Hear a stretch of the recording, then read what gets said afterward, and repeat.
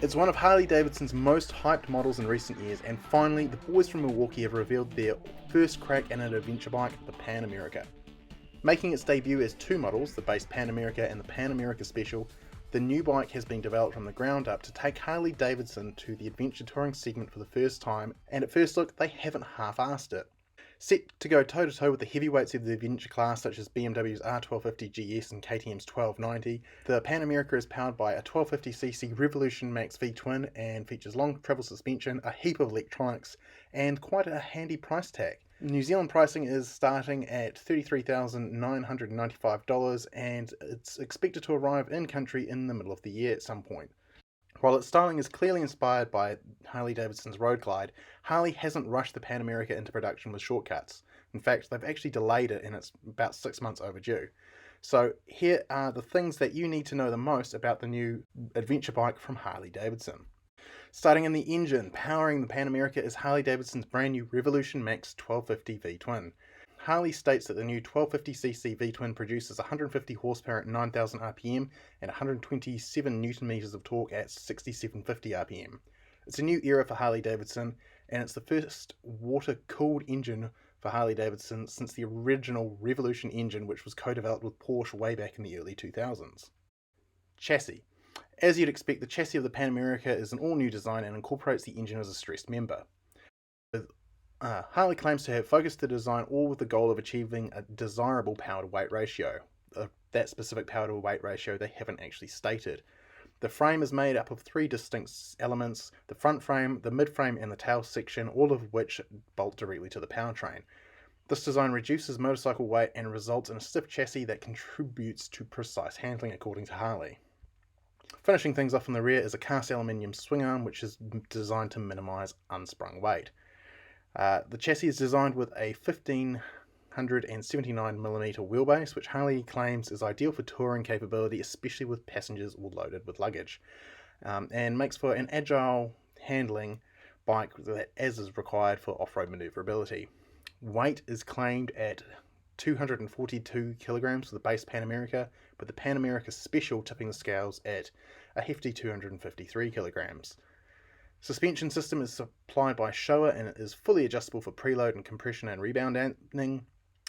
Suspension travel at both ends is the same, it's 190mm, and ground clearance is claimed to be 210mm. That front suspension as provided by Showa is a 1x1 47mm inverted cartridge fork. The rear suspension is a Showa piggyback system. Seat height is 869mm in the base Pan America, but the highest spec Pan America Special gains the option to have Harley-Davidson's new adaptive ride height system. The ARH system can lower the seat height 1 to 2 inches depending on what settings are selected. Unladen seat height is 830mm in the low position and 856mm in the high position. The fuel tank is constructed of aluminium, as you'd expect. Harley are trying to keep the weight down, and has 21 litres of capacity, which, with a claimed fuel economy of 4.9 litres per 100k, should give over 400 kilometres of range. Wheels. At the time of launch, the base Pan America is only available with a set of cast alloy wheels in 19 and 17 inch sizing. This points to where Harley-Davidson is pointing the Pan America. It's not a hardcore adventurer, it's intended for use on paved roads and unpaved surfaces. It's an adventure tourer, in other words. The up-spec'd Pan America Special, however, will feature the same cast alloy wheels as standard, but it will have the option of shifting to a set of spoked wheels. Both models utilise a tubeless tyre design in an effort to keep weight down. Tyre-wise, Harley and Michelin have collaborated, as they tend to do, and designed a Scorcher adventure tyre for the Pan America model as a base tyre, with the option of Michelin Anarchy Wild tyres with a more aggressive knobby tread pattern to be an optional tyre to be fitted through Harley dealers. Electronics. Harley-Davidson's given the Pan America not only the expected rider modes, traction control and ABS, but also some useful tech as well. In addition to an adjustable windshield, which, hey, nobody's going to knock that. That's actually a really handy bit of tech. All instrumentation and infotainment functions are displayed on a tilting 6.8-inch TFT touchscreen, which Harley says, thanks to its non-reflective glass cover, makes it easier to view in most lighting conditions.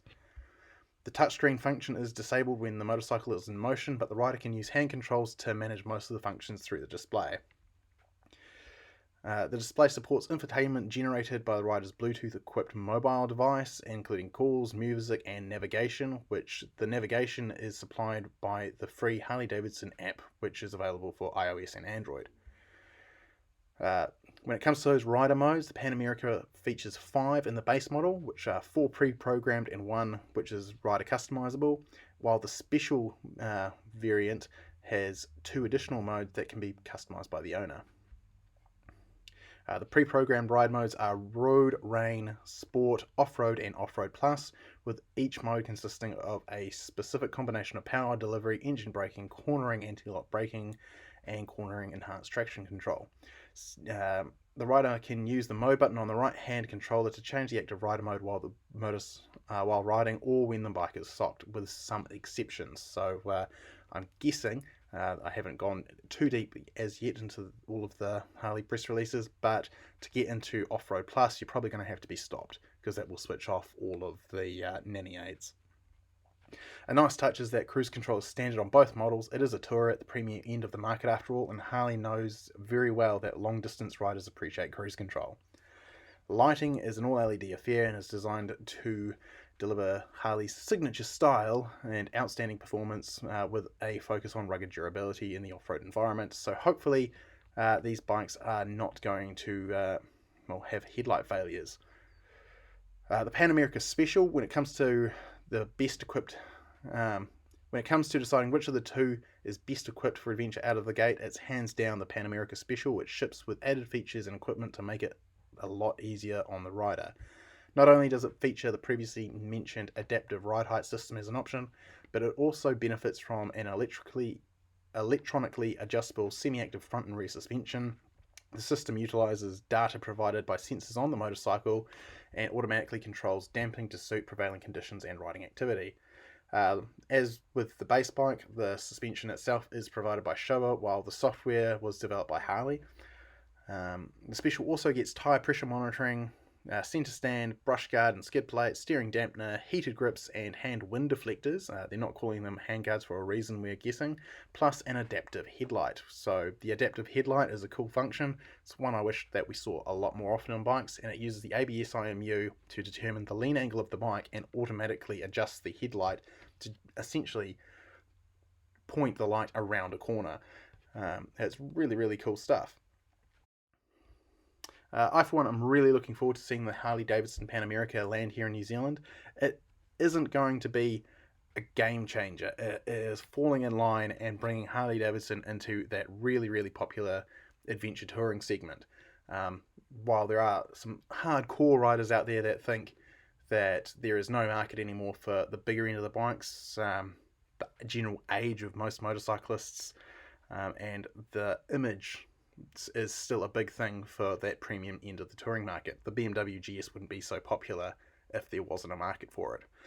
This is Harley's take on it. Obviously, it's going to have a few differences from the European competition, but honestly, I'm really looking forward to this and hoping that I get a chance to ride this before the year is out. For more, thanks for watching. For more motorcycle news, reviews, and a whole lot more, check out www.onthrottle.co.nz or hit like and subscribe on this video, and look for updates in your feed.